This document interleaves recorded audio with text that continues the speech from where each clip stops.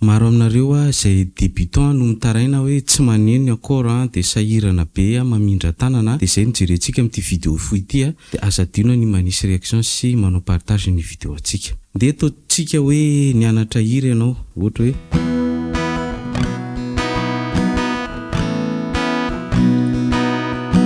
na ohatra hoe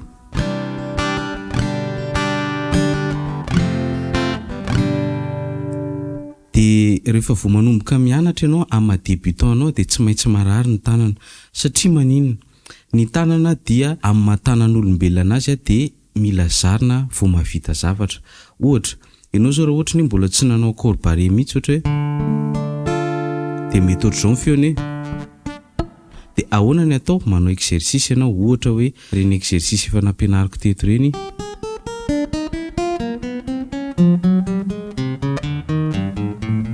Eo ihany koa mitendry foana isan'andro dia miezaka mba hoe tsy isaky ny weekend vao mandray gitara.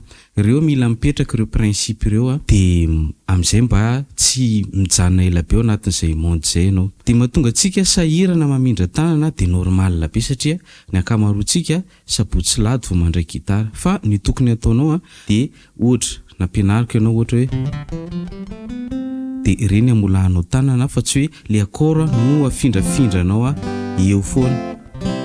Dia farany ity misy exercice izay natao ho anao débutant izay mbola vao mamolaka tanana miraikidraikitra tanana mbola marary tanana. Dia ohatr'izao izy 4 3 2 1 4 3 2 1.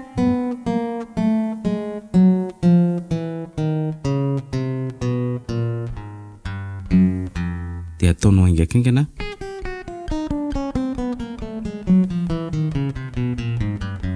Misaka